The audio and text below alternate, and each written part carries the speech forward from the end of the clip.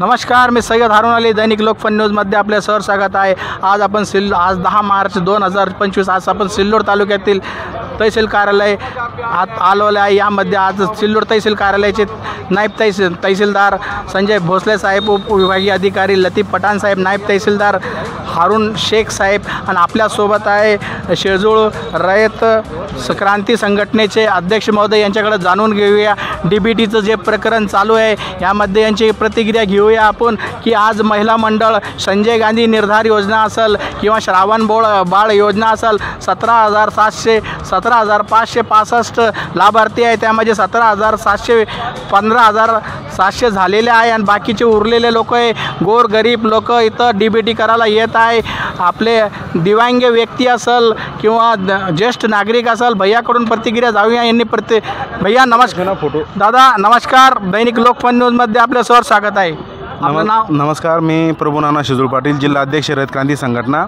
मी 24/2/2025 रोजी माननीय तहसीलदार साहेबांना या संदर्भात पत्रही दिलं होतं की बा तालुक्यामध्ये संजय गांधी योजना असेल, वयोवृद्ध योजना असेल आणि काय आपलं श्रावण बाळ तर या संदर्भात आम्ही पत्रही दिलेलं होतं। इंदिरा गांधी योजना हे ज्या विविध योजना आहे या संदर्भात आम्ही पत्र दिलेलं आहे, परंतु अजूनही त्या पत्रावर काही ॲक्शन झालेली नाही। आणि विशेष म्हणजे आम्ही पत्र यासाठी दिलं होतं की यामध्ये जे लाभार्थी जेणेकरून काही लाभार्थी डोळ्यांनी दिव्यांग झालेले, काहींना चालता येत नाही, काहींना दिसत नाही आणि बरेचसे असे की ते काही येऊ शकत नाही, त्याचे चालता येत नाही।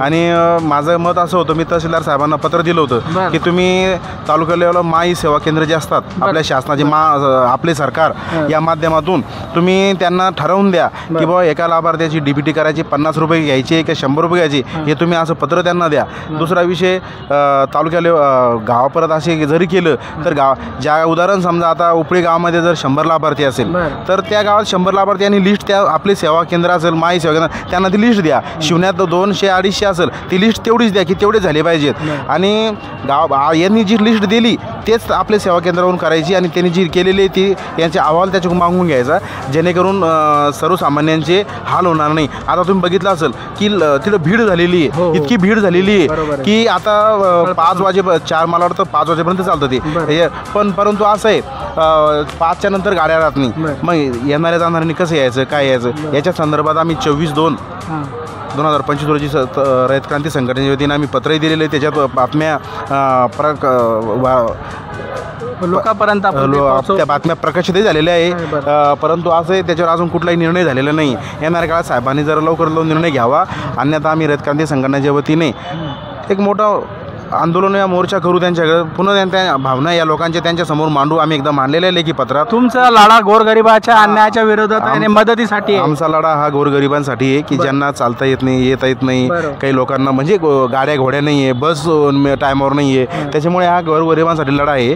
त्याच्यामुळे आम्ही मान्य साहेबांना तहसीलदार साहेबांना अशी विनंती आहे की लवकरात लवकर निर्णय घ्या। आम्ही 24/2/2025 रोजी पत्र दिलेलं आहे, परंतु येणाऱ्या 2-4 दिवसात काहीतरी निर्णय घ्या आणि त्याच्यावर तातडीने कारवाई करावी, ही अशी आमच्या संघटनेच्या वतीनं मागणी आहे। आणि जेणेकरून दिनदुबळे लोक आहे त्यांचे हाल होणार नाही यासाठी आमचा हा लढा आहे। बरं ठीक आहे, धन्यवाद। आपला अमूल्य वेळ द्यायला शेळजूळ साहेब। नमस्कार, मी जय हिंद, पुन्हा येईल, जय महाराष्ट्र। बरोबर।